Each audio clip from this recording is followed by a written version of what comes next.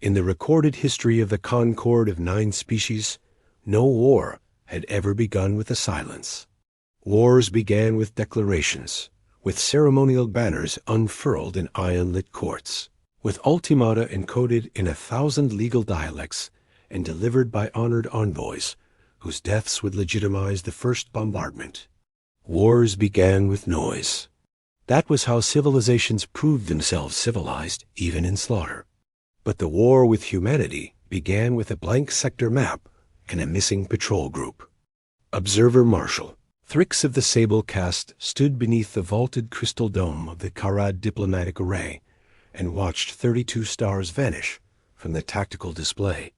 Not dimmed, not eclipsed, removed. A pale blue ring pulsed across the chamber as the array attempted to refresh the chart.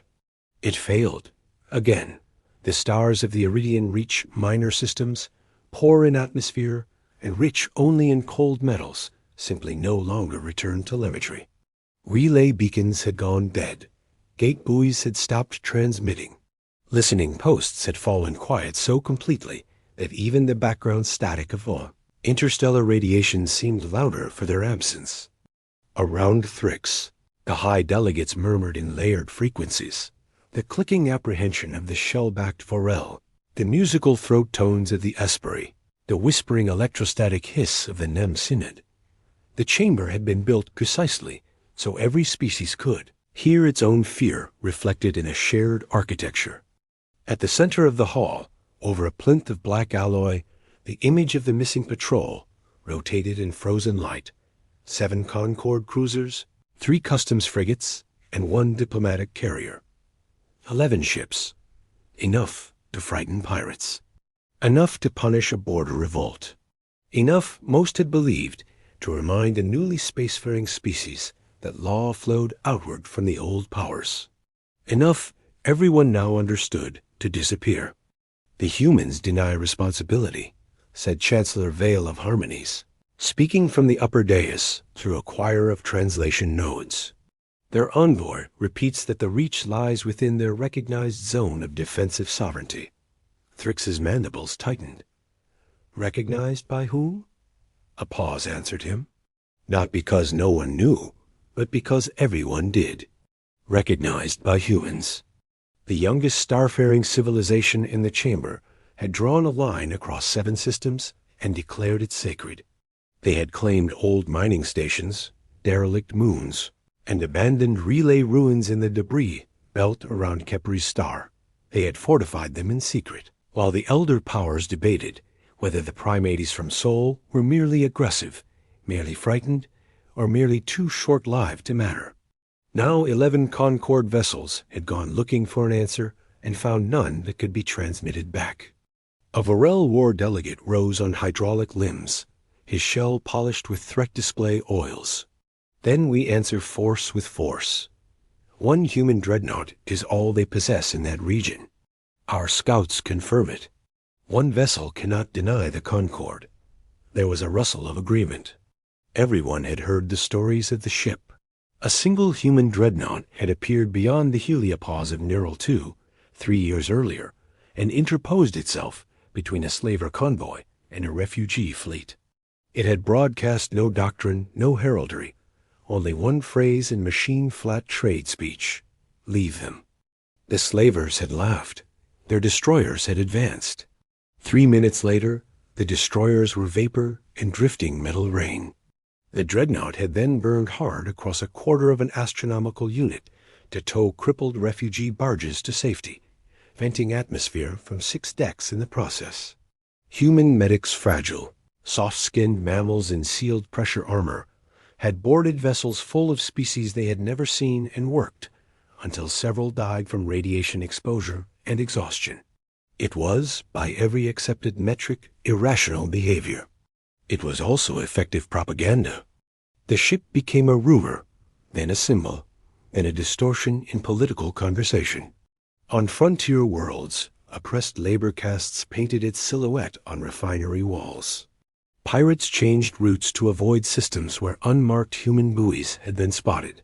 Several minor governments petitioned for mutual defense treaties with Sol, before their ambassadors, had even learned human etiquette. One ship, one myth. And myths, Thrix knew, were useful precisely because they concealed arithmetic. He stepped forward, the tips of his 4 lower hands resting on the edge of the obsidian war table. His reflection shimmered under the holomap, tall, lean, avian by ancestral design, but long since sculpted by gravity adaptation and command breeding into something harder than nature had intended. "Permit plain military speech," he said. The Chancellor inclined her head. Thrix rotated the projection. New icons bloomed red along the Iridian reach. Human sensor fog, mine patterns. Interdiction fields. Cold sleep logistics depots hidden in cometary shadows. Not enough to stop a real offensive. Only enough to bleed an arrogant one. "They want us to see the Dreadnought," he said. Several delegates stiffened. "The one they call Judgment of Dawn," added a Nem prelate, as if naming it reduced it. "Yes, we know. Their singular capital asset."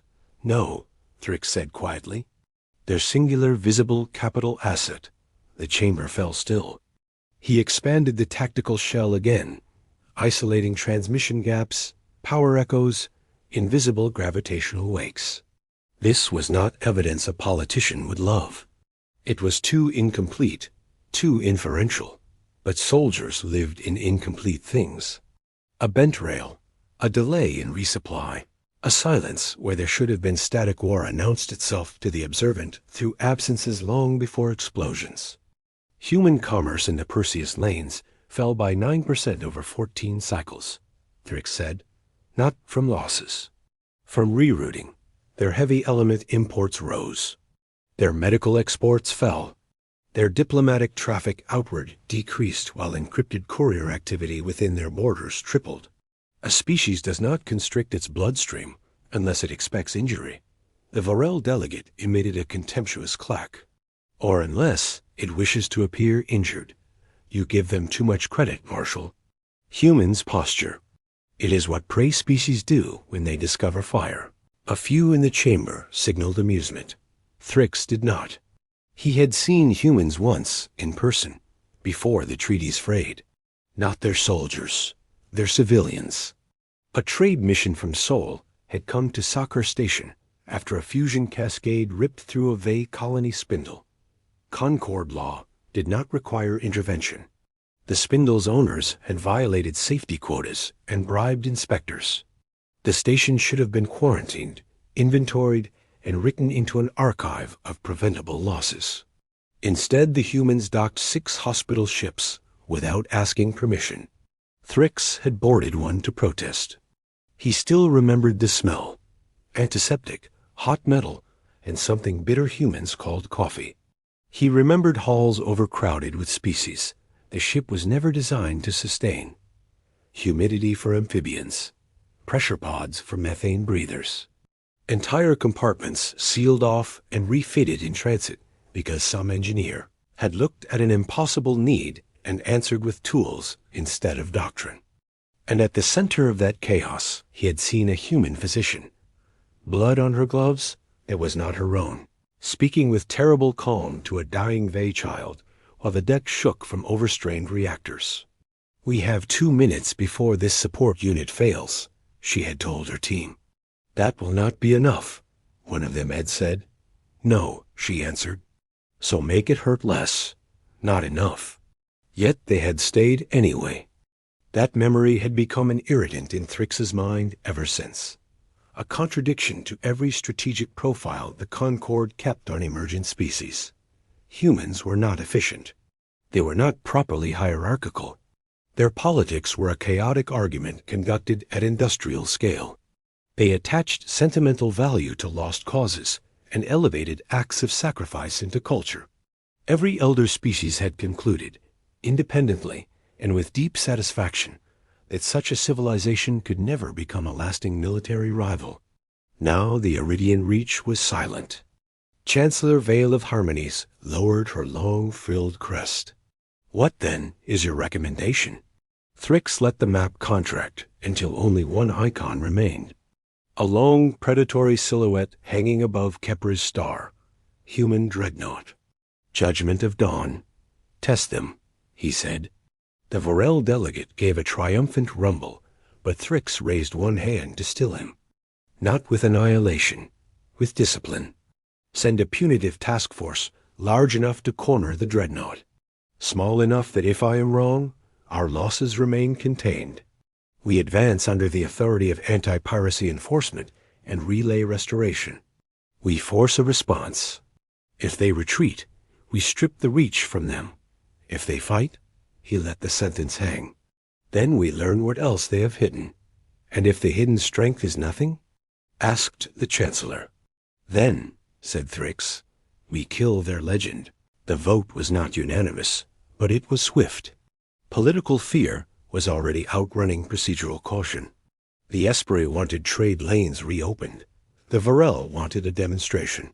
The Nem wanted precedent reasserted before frontier protectorates began appealing to Sol instead of the Concord. Even the Pacific Istral houses, who opposed nearly every military action, signaled reluctant assent after hearing that a diplomatic carrier was among the missing. Within 2 cycles, Task Force Lantern translated from the Karad gates. 31 warships. Enough, said the Chamber, to humble one upstart dreadnought. Thrix took command from the carrier resplendent argument, though he despised carriers and the politicians they attracted. Around him the task force formed in precise layered geometry. Vorel line breakers forward, Esprit screens wide to port and starboard, Nem electronic warfare frigates cloaked in signal veil farther aft. A proper force, old, disciplined, interoperable. An answer forged by civilizations that had been fighting longer than humanity and possessed metallurgy. At the edge of the Iridian Reach, they found the first wreck. It had once been a customs frigate from the missing patrol group. Now it spun slowly over a dead moon, split neatly in half from prow to reactor bloom, its compartments frozen open to vacuum. No scavenging marks, no boarding cuts, no trophies taken. Only precise destruction and an active beacon attached to the shattered hull. Human make. Thrix ordered it brought on screen. The beacon did not transmit demands. It transmitted coordinates. Below them, in the iron-gray clouds of the dead moon, something immense moved. At first the sensor officers called it geological noise. Then the cloud deck parted, and the surface of the moon opened like an eye. Beneath kilometers of regolith and armored ice, a dockyard rose from the darkness vast, hidden and burning with human reactor light. Magnetic gantries unfolded. Dry docks rotated into the void. Construction lattice the size of cities came alive, and from their skeletal embrace slid the unmistakable silhouette of a second human dreadnought. Then a third. Then, in the stunned silence of every bridge and task force lantern, a fourth began to wake.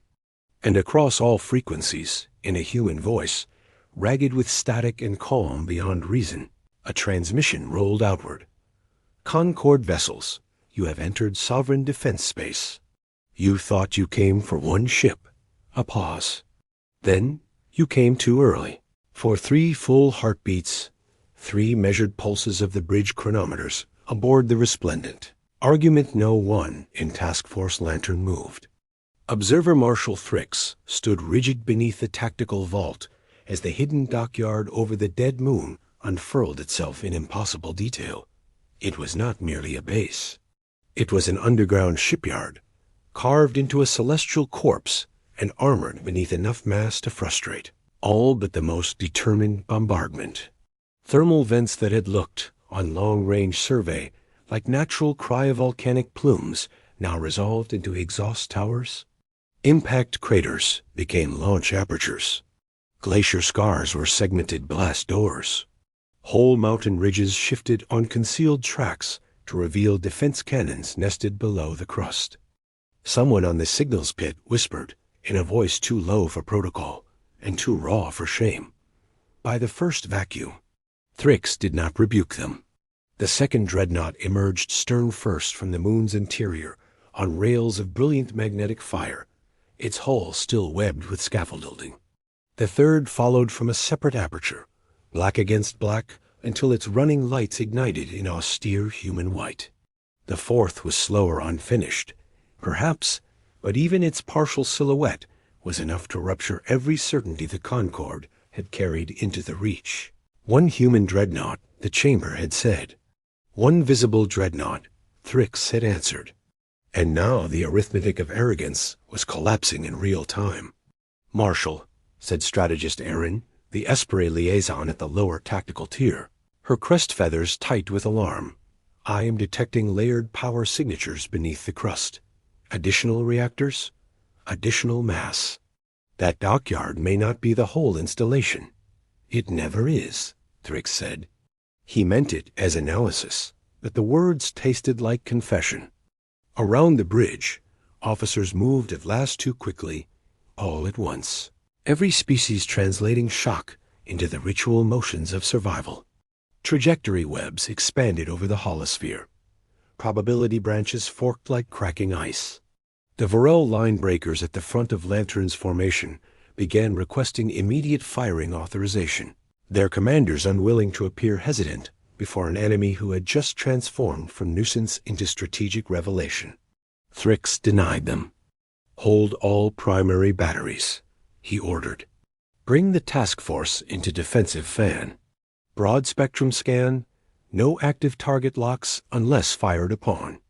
I want every thermal seam, every gravity bleed, every mass shadow under that crust." The Varel Commodore's image flared at the edge of the display, thick-necked, plated, furious. "We are within broadside envelope of 4 human capital hulls, and you would have us posture?" "I would have you think," said Thrix. The Commodore's jaw hinges flared. "Thinking is what brought us here blind." "Yes," Thrix replied. "And panic is what will get us killed." No one on the channel spoke after that. Beneath them, the dead moon continued to unfold. It was obscene in its elegance.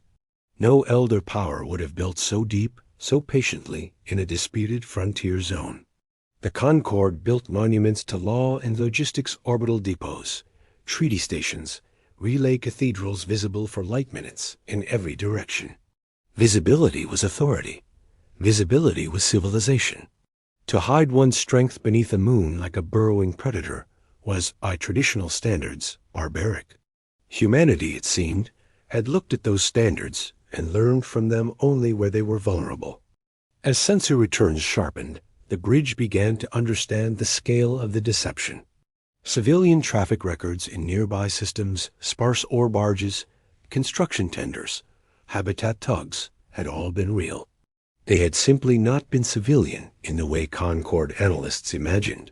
Over 15 cycles, humans had moved machinery into the Reach disguised as relief infrastructure, refinery modules, and environmental stabilization packages for dead colonies along the Kepri corridor. They had built hospitals and warehouses, yes. They had also buried shipyards under them. Dual-use logistics, Erin said, almost to herself. They merged humanitarian and military supply chains. Thrix glanced toward her. Of course they did.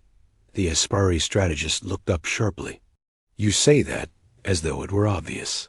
It is obvious if one begins with the premise that humans do not separate survival from morality as cleanly as older powers do. He turned back to the slowly rotating display. To us, a hospital ship is not a warship because it should not be harmed.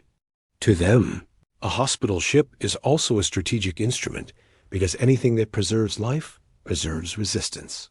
Erin let out a small, involuntary trill of unease. That is dangerous. It is worse than dangerous, Thrix said. It is coherent. That was the word no one in the Concorde had wanted attached to humanity. Not brave, not reckless, not compassionate. Those were primitive virtues, admirable in the abstract and fatal in statcraft. But coherent meant their contradictions were not contradictions at all. It meant the same civilization that sent medics into reactor fires could also bury dreadnoughts under relief stations and call both actions defense. The transmission channel chimed again. This time, the speaker was not the ragged-voiced sentry from before. A new human face appeared aged, dark-skinned, silver at the temples, wearing no ornament except the black command collar of Saul's Naval High Command. Behind him hung no banners, only a steel bulkhead and the faint tremor of shipboard power. "Concord Task Force Lantern," he said in trade speech so precise it sounded carved. "I am Admiral Elias Varga, Theater Commander, Kepri Defense Line. You are standing over sovereign infrastructure and the graves of crews who obeyed their own governments too faithfully. You will withdraw. No title inflation, no invocations of destiny, no praise of ancestors, no threats embellished into poetry. Humans did that sometimes," Thrix remembered. "When they wished to sound sincere, they became frighteningly plain. Chancellor protocol required a political response, but Lantern had no chancellor aboard. It had Thrix. He stepped into the projector cone. "Admiral Varga, Observer Marshal Thrix, Concord Expeditionary Authority. 11 Concord vessels vanished in this region. We demand accounting, access to the wrecks, and immediate cessation of military construction in disputed space." Varga did not blink. "The wrecks are where your admirals sent them. We did not invade your core routes. We did not mine your gates. We did not shell your nursery worlds. Your ships crossed armed into a defense cordon. We notified 3 times through channels. Your assembly chose to dismiss as bluffing. The Varel Commodore growled over a muted sideband. Thrix ignored him. "Disputed space," Thrix repeated. "Not to the dead who built here," Varga said. A silence passed between them, not empty this time, but inhabited by all the things neither polity had officially said. Refugees turned away at Concord borders. Frontier labor drafts. Slaving raids the Concord had not sanctioned, but had tolerated because policing the periphery was expensive, and outrage rarely reached the central worlds in time to matter. Human petitions rejected on procedural grounds. Human convoy escorts misidentified as unauthorized military expansions. Broken small promises that had accumulated until they resembled strategy. The galaxy had not decided to fear humanity in a day. It had trained them first. The concord of 9 species had not been born cruel. That was the lie younger civilizations told themselves about old empires. That brutality was their essence, and therefore predictable. In truth, the concord had been born from exhaustion. 9 starfaring peoples had nearly shattered one another in the age of hollow suns, when antimatter sanctuaries were breached and stars themselves were poisoned to deny them to rivals. The peace that followed was sincere enough. The treaties ended extermination. They built arbitration courts, neutral shipping lanes, immunities for envoys, shared disease protocols, and the first galactic census of sapient rights. Then came comfort. Comfort hardened into hierarchy. Hierarchy became entitlement dressed as stewardship. The oldest species took on the burden of maintaining order, which was another way of saying they reserved for themselves the right to decide where history stopped being negotiable. Emerging worlds could petition. Peripheral systems could appeal. Protectorates could request review. Everything had a mechanism. Everything had a process. Everything moved so slowly that, at the edges, desperation learned to survive without law. The Varel, for their part, had once been miners living beneath crushing oceans, their first cities anchored to geothermal rifts where pressure could pulp an unshielded body in a breath. Their culture admired strength because weakness meant implosion. When they reached the stars, that instinct scaled with them. They respected fortitude, debt, and retaliation. Mercy, to them, was not surrendering justice, but calibrating it. They were among the fiercest defenders of the Concord's anti-slavery statutes, and among the quickest to raise a rebellious moon to make an example of tax resistors. The Esprit had evolved under a dim red sun where every migration season required precise cooperation across floating continent reefs. Consensus was sacred to them. So was memory. Their diplomacy was unmatched, their archives the envy of the known galaxy. But consensus, when exported as policy, became a machine that rewarded stability over truth. Entire petitions from outer colonies could be delayed into irrelevance because more consultation was needed. The dead, on paper, remained undecided. The Nem Synod were machine symbiotic theologians who believed consciousness was a pattern of obligations, stretching across flesh and circuitry alike. They despised chaos because their own history had once produced mind plagues self-replicating, logic viruses that turned starports into shrines of static and screaming light. Order saved them. Since then, they trusted systems more than sentiments. Any civilization as emotionally unregulated as humanity, to Nem eyes, appeared one accident away from catastrophe. And yet, it was the humans who kept throwing themselves into catastrophes on behalf of others. That was the insult. They were not supposed to be morally legible and strategically dangerous at once. On the resplendent argument, an intelligence officer spoke up from the analytics basin. Marshal, additional archive cross-reference completed. The dead moon designation was abandoned 62 cycles ago after a corporate strip concern collapsed. Claims lapsed. Salvage rights were auctioned, then indefinitely suspended after labor unrest. Labor unrest, Aaron repeated softly. Thrix knew the euphemism. Everyone did. Workers maimed by vacuum seal negligence. Families resettled into habitat rings too thinly shielded against solar flare. Contract soldiers brought in to stabilize food riots. The old empire phrase for avoidable suffering was always administrative. Who held the contracts? He asked. The intelligence officer hesitated. A Vorel consortium under Concord Charter. Secondary policing by local auxiliaries. Slaving incidents alleged, but never fully adjudicated. The Vorel Commodore cut into the command channel at once. Irrelevant historical debris. No, Thrix said. Relevant motive. Below them, tiny lights moved along the surface of the dead moon. Ground traffic, construction teams, rescue routes. Not merely soldiers' workers. Civilian signatures interspersed with naval power. Families, perhaps, living in the shell of a graveyard and building fortresses beneath old wounds. Humanity had not chosen Kepri's star at random. They had chosen a place the Concord had forgotten after exploiting it.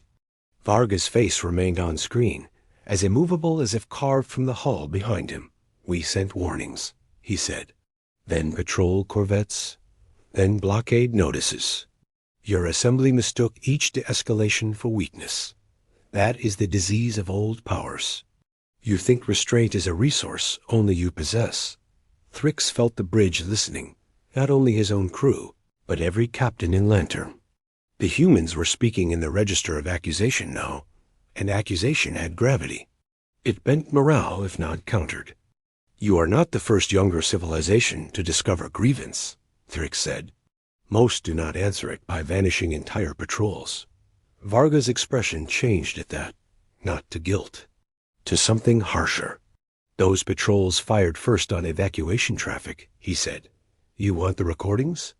I will send them with full telemetry. One of your captains assumed our relief convoy was cover for reinforcement. He was correct. He was also too late. The bridge chilled. No one in the Concord chamber had mentioned evacuation traffic. No report had included relief convoy intercepts. Thrix understood, with a coldness that reached down his spine and into the ancient predator core of his species, that the political architecture above him was not merely misinformed. It had curated the information sent to Lantern, not necessarily through conspiracy. Something worse, through habit, through instinctive narrative management, through the unspoken certainty that whatever humans had done would fit the expected mold if inconvenient details were shaved away. Transmit the recordings, he said. The Vorel Commodore erupted. You accept enemy evidence? I accept data, said Thrix. Marshal, Aaron warned from the tactical basin. Multiple weapon locks rising from the moon. Not active targeting. Track-ready posture. And beyond the moon, beyond the newly emerged dreadnoughts, space itself was beginning to whisper with additional mass. Faint drives, distant but real. Human pickets coming awake across the Kepri corridor, like embers catching one by one in a dark field. Lantern had expected to confront a frontier myth. Instead, it had stumbled into a civilization's prepared memory. On worlds far from the reach, in council chambers and dock slums and orbital academies, children were taught the official shape of history, that the Concord had ended the age of hollow suns and thereby earned the right to guide the younger galaxy. It was not wholly false. That was what made it durable. The Concord had ended worse horrors than most living minds could imagine. But peace preserved long enough without humility becomes a museum of excuses. Humanity had arrived late to the stars and found all the best words already occupied by older mouths: law, stability, responsibility, order. So they built their own vocabulary from action instead. Convoy escort, emergency shelter, retaliatory strike, civilian corridor, no surrender, no abandonment. Cruder phrases, easier to mock, harder to survive against. Thrix remembered the physician again, the smell of hot metal, the doomed support unit, the impossible sentence, so make it hurt less. There was a philosophy hidden inside that, not softness, not sentimentality, something far more dangerous.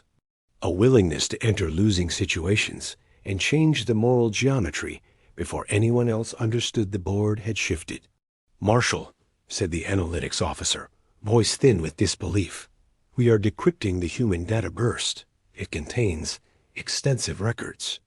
Labor archives, tribunal petitions, sensor logs, casualty rosters. There are names. Thousands of names." Varga's voice came one last time across the command channel. "You called this disputed space. We call it inherited debt." The tactical sphere flashed red. One of the Vorel line breakers, disobeying Lantern formation control, surged forward under combat thrust. Its gun arrays bloomed open. Target-lock spears lanced toward the nearest unfinished human dreadnought. "Commodore, belay!" Thrix snapped. Too late, the Vorel ship fired. And from somewhere under the dead moon, deeper than the dockyards, deeper than the visible reactors, from a buried chamber no Concord scan had fully resolved, something answered with a single beam of white gold light, so bright the bridge auto-dimmed to save their eyes. When vision returned, the Vorel linebreaker was gone. Not damaged. Not crippled. Gone. In its place hung an expanding halo of ionized ash and molten fragments, still tracing the outline of where a warship had been a heartbeat earlier. All across Task Force Lantern, alarms began to howl. And beneath them, the dead moon started to rise. For a fraction of a second, every bridge in Task Force Lantern was blind. The white gold beam that had erased the Vorel linebreaker did not merely destroy the ship, it saturated every sensor array in the formation. Optical grids burned out. Thermal detectors flooded with noise. Gravitic analyzers spat impossible readings as the moon beneath them shifted, its mass distribution changing like a living thing flexing beneath armor. When the visual field finally returned, the tactical map had a hole in it. Where the Vorel warship Hammer of Tides had been, there was now a slowly expanding cloud of ionized debris, glowing like a small artificial nebula. No drive signature, no escape pods. No survivors broadcasting distress. The entire ship had been converted into dust faster than a command officer could blink. Across the formation, Lantern ships began transmitting involuntary status bursts. Crew casualties. Sensor outages. Radiation spikes from the weapon discharge. Panic creeping through disciplined voices trained for centuries not to show it. Observer Marshal Thrix did not allow himself to move. "Source," he said quietly. The analytics pit struggled for several seconds. Then a single officer answered in a trembling voice. "Subsurface emitter, Marshal. Depth estimate. 6 kilometers below the moon's crust." The energy spike exceeded Concord's spinal lance yield by. They stopped, recalculating. By approximately 400%. The bridge fell silent again. Even the Concord's oldest war doctrines did not contain a weapon like that deployed in a planetary bunker. Superweapons existed, yes, but they required space, cooling, structural isolation, massive energy storage. The idea that a frontier civilization had hidden such a system beneath the surface of a forgotten moon was beyond strategic expectation. Thrix felt something unfamiliar rise through his chest. Respect, not admiration. Not approval, respect. Below them, the dead moon was no longer still. Sections of its surface began sliding apart along seams kilometers wide. Mountain ridges split open like mechanical pedals. Beneath them, deeper launch bays revealed themselves, dozens of them, each lined with rail assemblies glowing blue with magnetic charge. The first new ship rose from one of the apertures. It was not a dreadnought. It was smaller, sleeker, angular, like a blade meant for speed rather than endurance. A cruiser-class hull by Concord classification, but the architecture was unmistakably human. Layered armor plates, dense heat radiators folded tight against the hull, weapon ports recessed deep into armored cavities. Then another rose. Then another. Within seconds, the tactical display began populating with icons. Human cruiser, human cruiser, human cruiser. 30 seconds later, there were 15 of them. The Vorel Commodore's channel opened again, but this time the voice was different, quieter, martial. This is not a frontier defense station. No, Thrix said. This is a fleet base. The scale of the deception began to fully resolve. Those civilian traffic records the Concord had studied? Those ore shipments and construction barges? They had not merely been building one hidden yard. They had been building an entire naval command. Aaron's voice cut through the stunned silence. Additional signals beyond the system edge. Long-range drives spooling. I count. Marshal. I count more than 60 human vessels approaching from outer patrol lines. Lantern had arrived, believing they faced one myth. They had walked into an ambush designed for an invasion. The communications channel flickered again. Admiral Elias Varga had returned, but the background behind him was no longer a plain bulkhead. Now the view was a bridge-wide, dimly lit, dominated by a panoramic viewport where a Kepri star burned orange in the distance.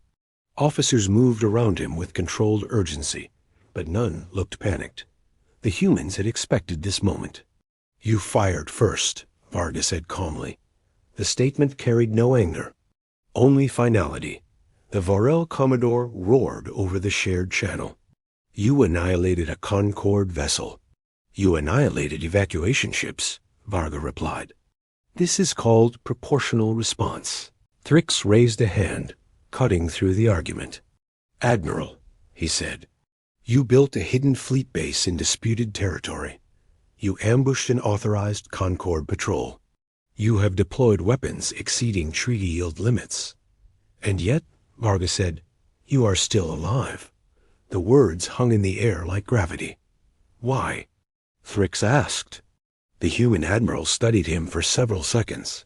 Then he answered, because you stopped your fleet from firing. The bridge crew around Thrix glanced at him in surprise. Varga continued, your Vorel Commodore didn't. His ship paid the price. The rest of you are still here because you are still thinking. It was not diplomacy. It was evaluation. The humans were measuring them. On the tactical display, the 4 dreadnoughts were now fully active. Their massive hulls formed a loose defensive arc around the moon while the cruisers fanned outward in coordinated formation. But they had not fired again. Not a single additional weapon lock. They were waiting, testing, the same way Lantern had come to test them. Aaron leaned toward Thrix and whispered, Marshal, the humans are deliberately escalating slowly. I know. They are controlling the tempo. Yes. Why? Thrix watched the formation carefully. Every ship moved with mathematical precision, but the pattern was strange. Not aggressive, not defensive. Interception geometry. Not around Lantern, beyond it. They are expecting something else, he said quietly. Before Aaron could respond, the analytics officer spoke again. Marshal, I am detecting a secondary fleet translation event at the system's outer boundary. Thrix's eyes narrowed. Identify. A few seconds passed, then the officer's voice dropped. It's Concord. A second tactical cluster appeared on the map. Dozens of warp signatures resolving into recognizable hulls. Heavy cruisers, carrier escorts, long-range artillery platforms. And at the center of the formation, a Vorel supercarrier. Aaron inhaled sharply. That's not part of Lantern. No, Thrix said slowly. His mind was already racing ahead. The chamber vote. The urgency. The political pressure. The convenient omission of evacuation traffic from the intelligence briefing. They had not merely been sent to test humanity. They had been sent as bait. The Second Concord Fleet began broadcasting across open channels. This is Enforcement Armada Helios under High Executor Kravex. All human military vessels will power down immediately and submit to Concord authority. The signal carried the unmistakable tone of conquest, not negotiation. Kravex's voice continued. You have violated galactic law and unlawfully militarized sovereign space. This armada will restore order. On the human side, Admiral Varga sighed. Actually sighed. Well, he muttered. Thrix stared at the new tactical map. Lantern. The hidden human fleet.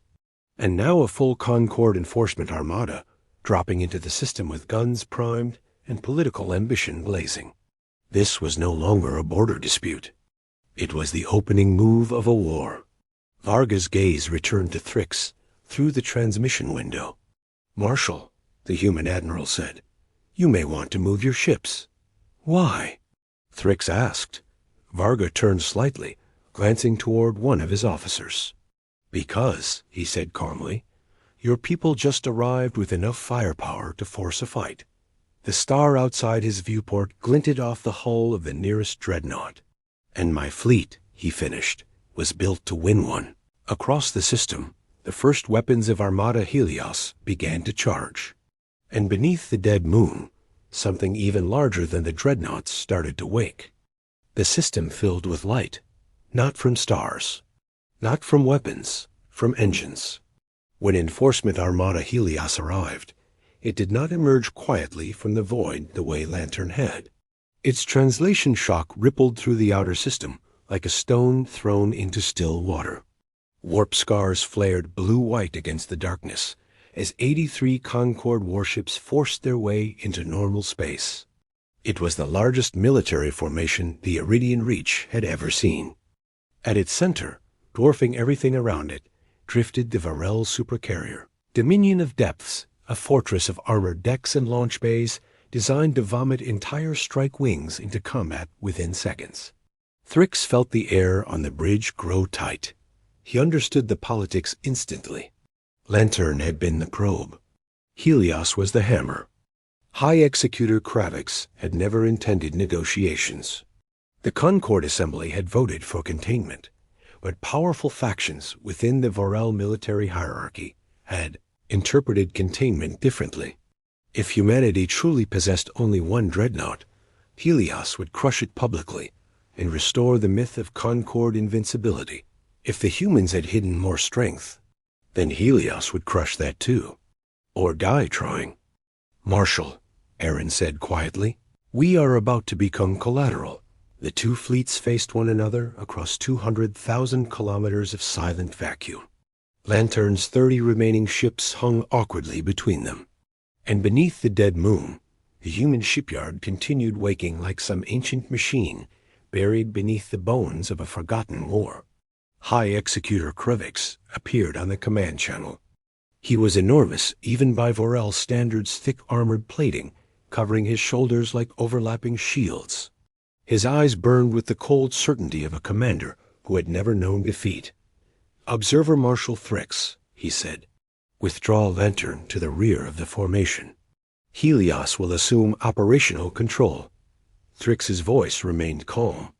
Executor, you are not authorized to deploy a full enforcement armada. Authorization has been amended. That is not how Concord law. Law, Kravex interrupted, is what remains after victory.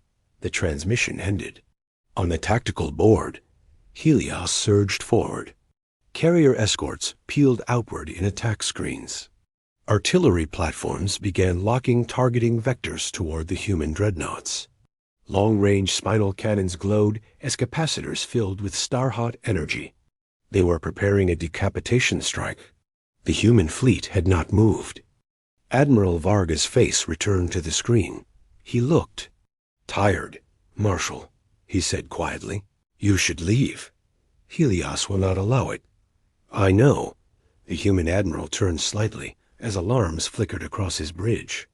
"They're going to fire in 70 seconds. Thrix glanced at the tactical map. The Varel supercarrier was launching strike craft by the hundreds. Fighters and torpedo bombers poured into space like a metallic storm. "Admiral," Thrix said carefully, "the Concord believes your fleet to be limited." Varga almost smiled. "Yes," he said. That was the point. Then the moon moved. Not the surface seams. The entire moon. At first it was subtle, a slow shift in gravitational readings. Then the tactical sphere updated, and every officer on the bridge leaned forward in stunned disbelief. The dead moon was rising out of orbit. Massive drive plumes erupted from its dark side engines, hidden beneath kilometers of rock, igniting with the fury of a small star. "Impossible," whispered one of the sensor analysts. But it wasn't. The humans had not simply built a base under the moon. They had turned the moon itself into a warship. Aaron's voice trembled. "Marshal, the entire body is hollowed. Internal structure readings show reactor cores the size of cities." Thrix stared at the display. "What is it?" The answer came from Admiral Varga. "We call it a bastion carrier." The moon rotated slowly, exposing its underside. Thousands of launch apertures opened across its armored crust. And from those apertures poured ships, destroyers, corvettes, drone swarms, missile barges. The tactical display struggled to keep up as hundreds of new icons flooded into existence. Lantern had believed the humans possessed 4 dreadnoughts. Helios had assumed perhaps 6 or 7 hidden vessels. Instead, an entire hidden navy was climbing out of a moon. The first wave of Concord strike craft reached engagement range. They fired torpedoes. Hundreds of them streaked toward the human fleet. The dreadnought Judgment of Dawn moved for the first time.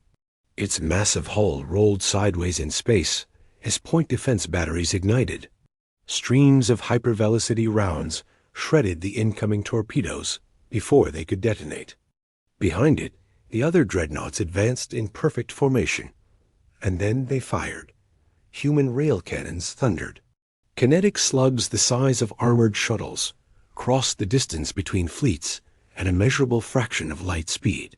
One Concord cruiser vanished in a flash of expanding plasma. Another split open from bow to stern. But Helios did not falter. The Varel supercarrier launched a second wave of strike craft, this one escorted by heavy bombers designed to crack planetary shields. Kravex's voice blasted across the battlefield. "All units advance. Break their line." The 2 fleets collided. Space filled with fire. Missiles streaked through vacuum like swarms of angry stars. Beam weapons lanced across the darkness, carving glowing scars through armor. Fighters danced between capital ships in lethal spirals.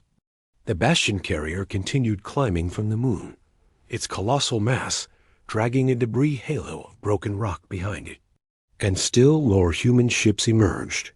The scale of the deception became horrifyingly clear. Humanity had not built a defensive fleet. They had built a hidden navy large enough to fight the Concord itself.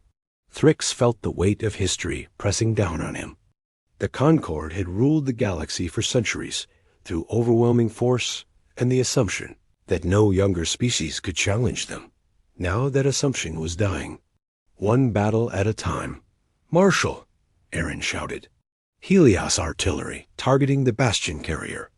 Across the system, 4 Concord siege platforms aligned their spinal cannons toward the rising moon warship. If those weapons fired simultaneously, even the Bastion's armor might not survive. Varga's voice came again. Quiet, urgent. Marshal Thrix?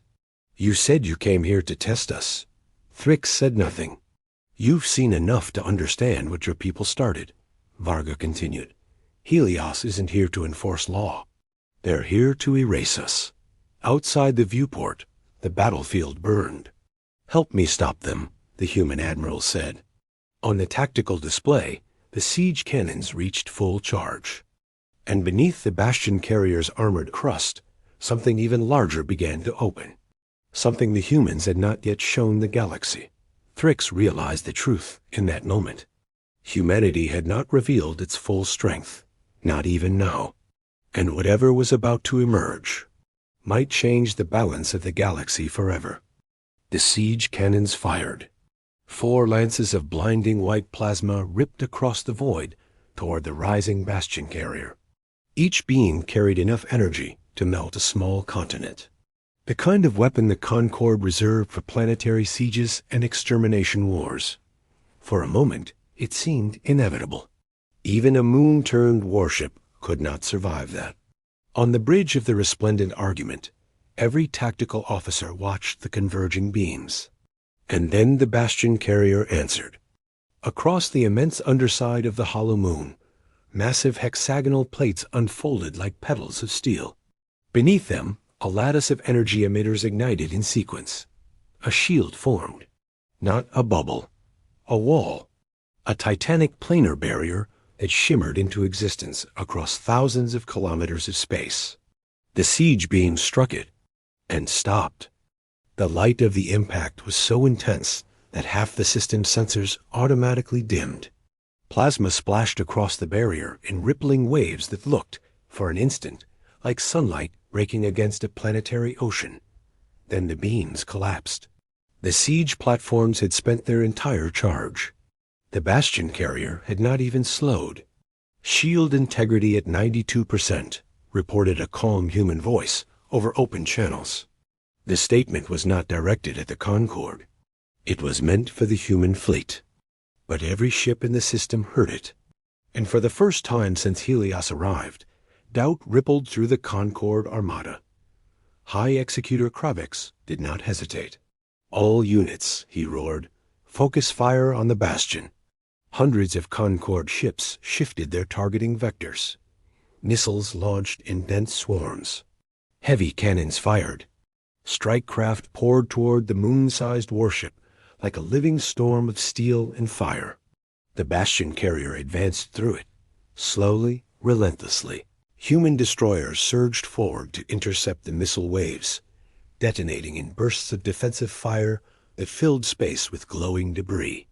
Drone swarms slammed into Concord fighters, sacrificing themselves to break attack formations. Everywhere, the humans fought with a strange discipline. They were not trying to destroy Helios. They were trying to protect the Bastion. On the Judgment of Dawn, Admiral Varga watched the battlefield unfold across a 3-dimensional projection. Status, he asked. Shield holding, replied a tactical officer. But the siege platforms are recharging. Estimated second volley in 3 minutes. 3 minutes. Varga nodded once. Then we end this before they fire again. He turned toward the communications officer. Open a channel to Marshal Thrix. The link appeared instantly. On the other side, the Concord Marshal stood beneath the dim tactical light of the resplendent argument. Around him, his bridge crew watched the chaos with the rigid focus of officers who understood history was breaking open in front of them. You asked for our help, Thrix said. Yes. And if we refuse? Varga did not hesitate. Then we still fight. There was no anger in the answer, just certainty. Thrix studied the human admiral for several seconds. You understand, he said slowly, that if Helios loses here, the Concord will call this treason. Yes, you would be igniting a war that could burn the galaxy for generations. Yes. Why? Varga's eyes flicked toward the battlefield. A human destroyer exploded as Concorde bombers tore it apart. Escape pods spilled from the wreckage like sparks drifting from a dying fire. "Because," he said quietly, "your people stopped listening a long time ago." Another pause. "Sometimes the only way to make an empire here," Varga added, "is to survive it." The siege platforms began charging again. Across the tactical display, 4 bright points grew steadily brighter as their reactors pushed toward firing threshold. 2 minutes remaining. Thrix turned to his bridge crew. "Signal lantern," he ordered. 30 Concorde ships, still loyal to his command, floated uncertainly between the 2 great fleets. "Marshal?" Aaron asked. He exhaled slowly. "For centuries," Thrix said, "the Concorde has believed its authority came from strength." He looked at the burning battlefield. "Today we learn whether it also comes from wisdom." Then he gave the order. "Task Force Lantern, intercept the siege platforms." The bridge froze. Even Aaron stared at him. "Marshal, that is a direct act of rebellion." "Yes," he said. Then he stepped back into the command channel. "Admiral Varga," Thrix said, "you have your help." Across the system, Lantern's ships accelerated. They cut across the battlefield in a tight wedge formation, engines blazing as they drove straight toward the Concorde siege platforms. High Executor Kravex saw it immediately. "Traitors!" he bellowed. Helios warships pivoted to intercept. The void between the fleets erupted into a new storm of weapons fire. Lantern's ships were older, lighter, fewer. They were also closer. The first Concorde artillery platform exploded under a coordinated missile barrage. The second fired prematurely, its beam slicing harmlessly into empty space as Lantern frigates rammed its hull with suicidal precision. The third platform managed to release a partial shot. The beam grazed the Bastion carrier's shield. Shield integrity dropped to 70%, but the Bastion kept moving. And the fourth siege platform never fired, because the judgment of dawn reached it first. The Dreadnought's spinal rail cannon discharged once. The slug crossed the distance in silence, and the platform ceased to exist. Across the battlefield, Helios formations faltered. For the first time, the Concorde Armada began to lose cohesion. But victory was not coming without cost. The Bastion carrier's shield flickered violently under the continued bombardment. Multiple human cruisers were burning wrecks drifting through the debris field. On Varga's display, casualty numbers climbed steadily. "Admiral," the tactical officer said softly, "reactor strain approaching critical on the Bastion shield grid." "How long?" 2 minutes before cascade failure. If the shield collapsed now, the Concorde fleet could still destroy the Bastion. And if the Bastion fell, humanity's hidden navy would lose its command core.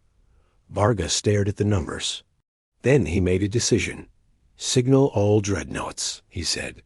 "Prepare for overdrive maneuver." Every officer on the bridge looked up. One whispered, "Admiral, that will burn out half the fleet reactors." "Yes, but the crews." "I know." He stepped forward, opening a broadcast to every human ship. His voice filled the void. "This is Admiral Elias Varga." The battlefield seemed to pause as thousands of human sailors listened. "For 2 centuries, our species has been told we are too young, too emotional, too reckless to stand beside the old powers of this galaxy. Outside, the dreadnoughts began redirecting all power to their engines. Today, we proved something else. The Bastion carrier loomed ahead of them like a rising continent. We proved that humanity does not abandon its people." The dreadnoughts ignited. Their engines roared with impossible power as they surged forward, interposing themselves between the Concorde fleet and the Bastion. Every reactor on the ships spiked beyond safe limits. Some of them would not survive the maneuver. Varga's final words carried across every channel. "If the Bastion lives, humanity lives." The 4 dreadnoughts formed a wall of burning steel, and the Concorde fleet fired everything it had. The explosion of light that followed could be seen from neighboring star systems. When the glare faded, only 2 dreadnoughts were still moving, and the Bastion carrier was still rising. But the battle was not over, because at the far edge of the system, another fleet had just arrived, and its transponder codes belonged to a dozen alien civilizations that had once been protected by human ships. For a moment after the explosion, the entire Kepri system seemed to hold its breath. The light from the Concorde barrage faded slowly, like the afterimage of a dying star burned into every sensor array. Radiation storms rippled across the battlefield. Debris fields glittered where ships had been reduced to molten fragments. And in the center of it all, the Bastion carrier was still rising. Its shield grid flickered weakly now. Several segments collapsed entirely, but the massive structure continued climbing from the dead moon's gravity, well with unstoppable momentum. Its engines burned like twin suns beneath the broken crust. In front of it drifted the remains of the human wall. 2 dreadnoughts still lived. The Judgment of Dawn was one of them, though half its armor had been shooed away, and entire decks vented atmosphere in white vapor trails. Its starboard side glowed red-hot from reactor strain.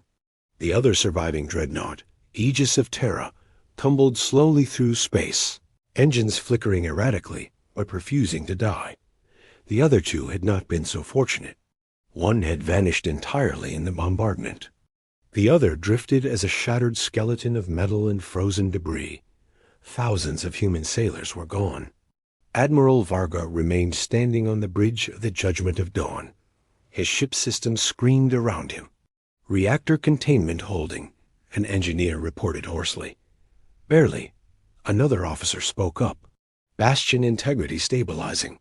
"Shield grid rebooting." Varga closed his eyes briefly. They had bought the Bastion time, but the Concorde fleet still surrounded them.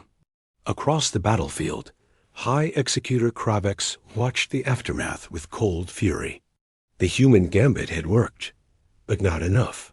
Helios had lost ships, yes, but the Armada still outnumbered the battered human fleet, nearly 3-1. "Finish them," Kravex growled. The Concorde warships began maneuvering again. Their guns charged for the final strike. Then the sensor screamed. A junior officer on the resplendent argument shouted first. "New warp signatures." Thrix looked up sharply. "How many?" The officer swallowed. "A lot." At the far edge of the system, space split open. One warp translation, then another, and dozens. Ships poured into normal space like a rising tide. At first, the tactical display struggled to identify them. Their hulls were unfamiliar to the Concorde databases. Then the recognition algorithms began updating. Istral Republic Cruiser, Espere Civilian Defense Escort, Free Coalition Transport Carrier, Nem Synod Patrol Craft. Dozens of different civilizations, hundreds of ships, none of them Concorde, none of them human, but all of them broadcasting the same signal. Allied Defense Fleet. On the bridge of the Judgment of Dawn, one of Varga's officers whispered in disbelief. "Admiral." They came. Varga stared at the new fleet forming across the system. He hadn't been sure they would. Humanity had spent decades escorting refugee convoys, protecting trade lanes that the Concorde had abandoned, and answering distress calls in forgotten corners of the galaxy. They had done it quietly. Not for treaties. Not for territory. Simply because someone had to. Now those same worlds had answered the call. The new fleet surged forward, not in perfect military formation, but with fierce determination. Espere escort frigates formed shield screens around damaged human ships. Istral cruisers fired precision strikes against Concorde artillery vessels. Nem drone carriers released swarms of autonomous interceptors that shredded incoming missiles. It was chaotic, uncoordinated, and utterly overwhelming. For the first time in centuries, the Concorde Armada found itself surrounded. High Executor Kravex stared at the growing tactical disaster. "Impossible," he muttered. This was not how power worked. The Concorde commanded the largest military alliance in the galaxy. No independent coalition should have been capable of assembling a fleet like this. But the humans had never relied on alliances. They had relied on something older, memory. Across 100 systems, people remembered the ships that had arrived when no one else would. Now those memories had become a fleet. On the resplendent argument, Aaron looked at the tactical map in awe. Marshal, the Concorde is losing. Thrix said nothing. He simply watched as the balance of power tipped. Helios ships began falling back under the sudden multi-vector assault. Concorde formations fractured as commanders struggled to respond to threats from every direction. The Bastion carrier climbed higher and higher, finally clearing the moon's gravity entirely. Its massive silhouette now dominated the battlefield. Every surviving human ship rallied around it. The symbol was unmistakable. Humanity had endured the Concorde's greatest blow and lived. Kravix opened a final command channel. His voice carried the cold fury of a warlord watching control slip away. All Helios units, full retreat. The order stunned the battlefield. The Concorde armada began withdrawing, slowly at first, then faster as allied ships pressed the attack. Within minutes, the once mighty enforcement fleet was fleeing toward the outer system. The war had lasted less than an hour, but its consequences would echo for centuries. Silence settled over Kepri once more. Wreckage drifted between the stars. On the judgment of dawn, Admiral Varga finally allowed himself to sit. "Damage report," he said quietly. His officers began speaking again, listing the dead, listing the wounded, listing the ships that would never fly again. Victory had come, but it had cost them dearly. Across the void, a new transmission appeared. Marshal Thrix. The alien commander's face looked older now. "Admiral Varga," he said, "you fought well." Varga studied him. "You helped us win. I helped stop a mistake." Thrix glanced at the battlefield. "Today the Concorde learned something important." "And what is that?" Varga asked. The Marshal's eyes moved toward the Bastion carrier and the massive allied fleet forming around it. "That humanity does not stand alone." He paused.